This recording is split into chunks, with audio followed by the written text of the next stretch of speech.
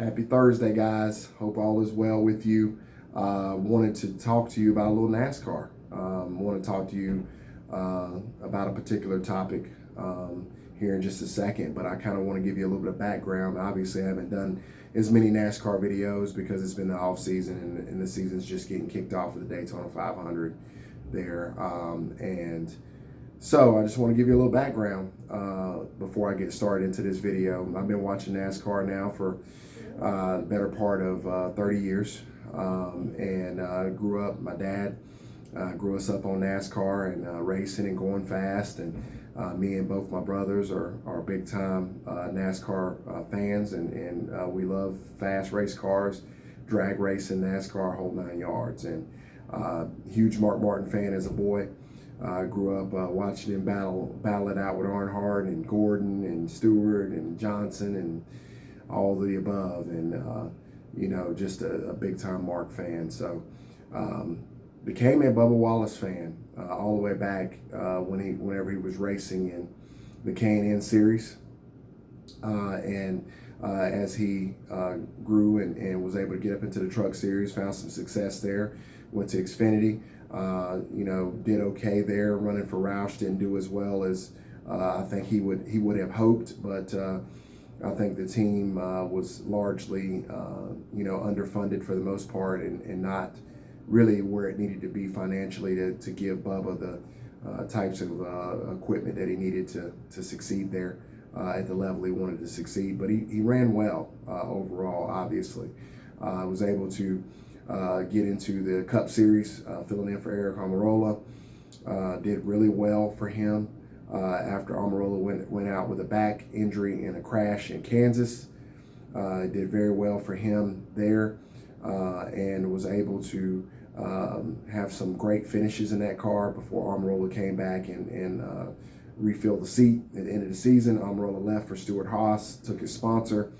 RPM was forced to make an alliance with RCR, go to Chevrolet, and they've been largely underfunded ever since Bubba got into the seat. And I believe Bubba has largely carried this race car, carried that race team, and he was significantly better than the car that RPM was giving him to drive. And I really believe that because whenever I've seen him, in the truck series and running other things and doing other things, when he had solid equipment and solid opportunity, he was able to be very, very successful. I think Bubba Wallace is a superstar in the making. I think he is unbelievably talented, and I believe he's going to be able to show that coming up. Now, I've been a little bit frustrated with some things overall with people's connotation toward Bubba Wallace. I don't think it's fair.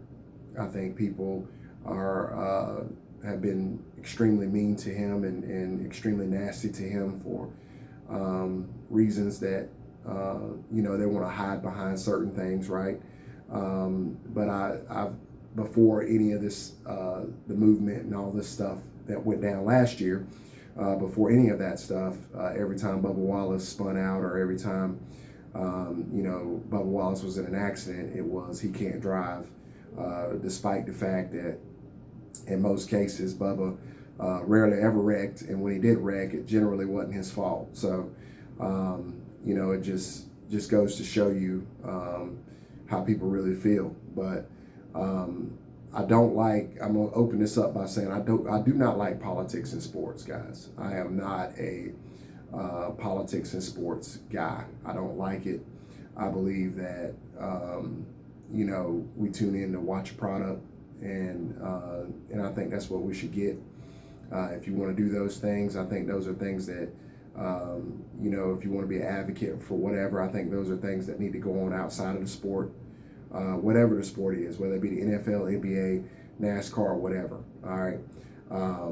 I can see both sides of it.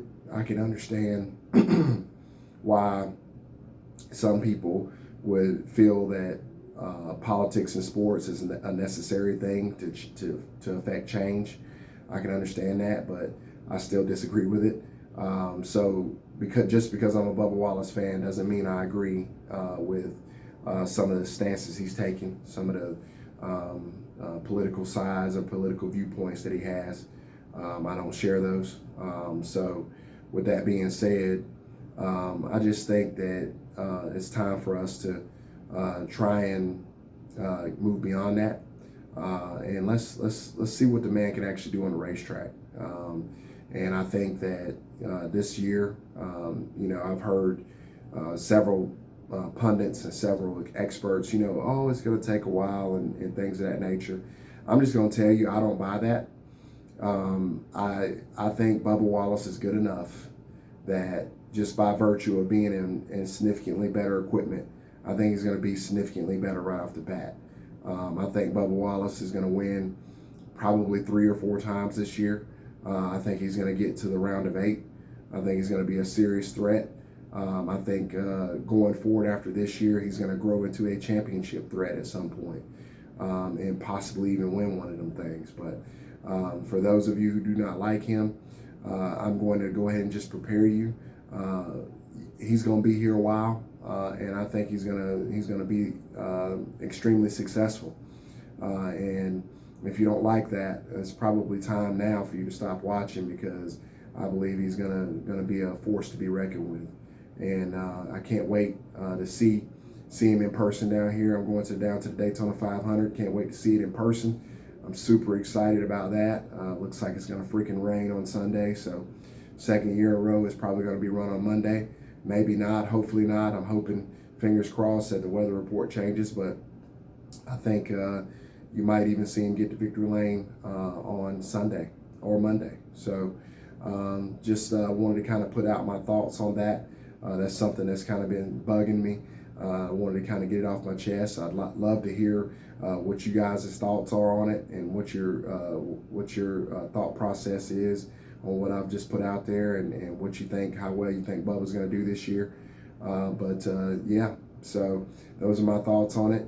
Thank you so much for watching, guys. Thanks for all your support. Let me know what you think. Y'all have a great day.